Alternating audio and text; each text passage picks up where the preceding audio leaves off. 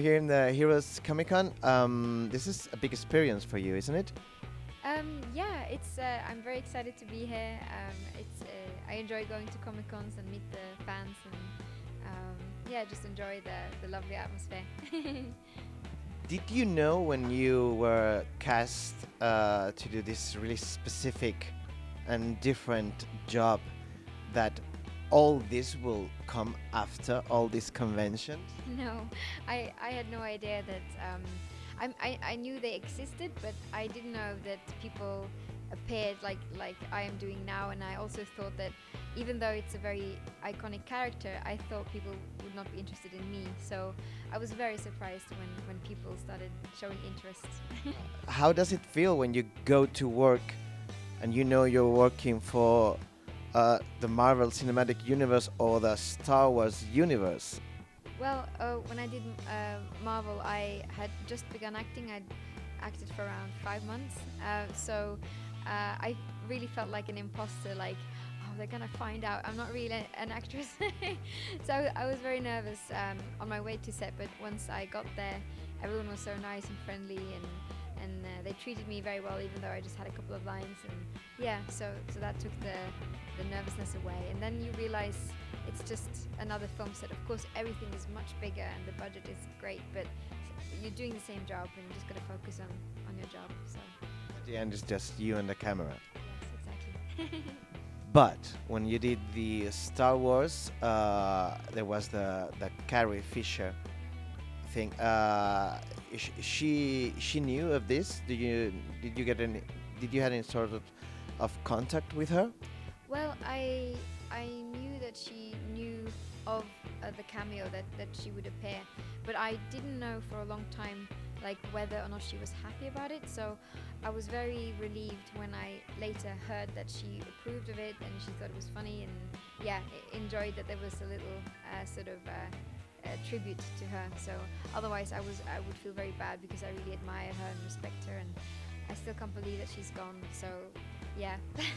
Yeah, that heard that affect us all, fans and not fans alike, and I guess for you playing that role so recently, mm, it hit even harder. Yeah, yeah. It all happened so quickly, like one thing after the other, like just a couple of weeks after the film came out. So that was very intense, and I felt very nervous about how people would feel, like the fans. But going to these conventions, everyone seems to be very positive and welcoming, and sort of welcoming me into the Star Wars universe and the fandom. So I feel very, very lucky in that regard, and of course you can never replace Carrie Fisher. I just hope that the Rogue One cameo could sort of be a tribute to her. And yeah. Good. That's great. So what's next? Any more big franchises that you want to be part of? Well, I'd love to keep on doing films. For me, at the end of the day, like what matters more than the budget and the prestige is if it's a good script or not, and if I believe in the director's vision, then I don't care about the budget. But of course, there are many series and films I would love to be a part of if they want me.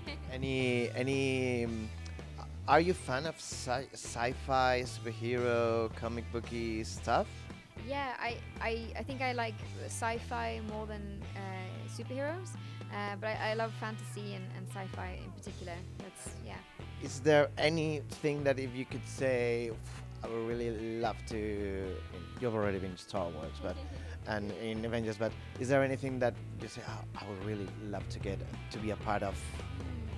Well, I mean, it's too late now, but Blade Runner would have been great. I really loved Blade Runner, or like Westworld, or Game of Thrones, or any sci-fi fantasy would be great. Yeah, they're really dark and twisted sci-fi fantasy. Is that?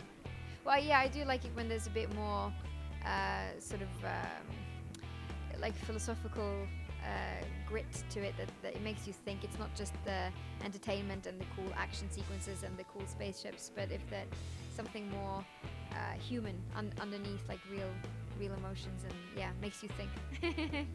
Now, going back to Star Wars, on set you were on the ship, on the famous ship, and you were dressed like that, and even though you had all your CGI thingies on, the feeling it, that that was Yeah, yeah, it was a very strange sensation. I remember the first time they had done the costume like perfectly, because it took a long time to figure out the dress to get it just right.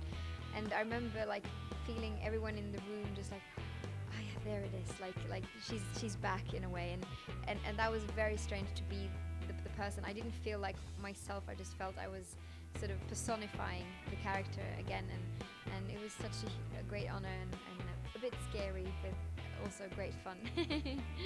no. In a way, people are recognizing you, and you're getting all this attention at the conventions. And well, does it pay off when you haven't been able to show your face and your work in film? The later recognition. Well, yeah, I mean, I treat all of this just as a bonus because I didn't expect it, and I'm just very glad that the Star Wars fans enjoy what I did, and feeling the love and care from them is great.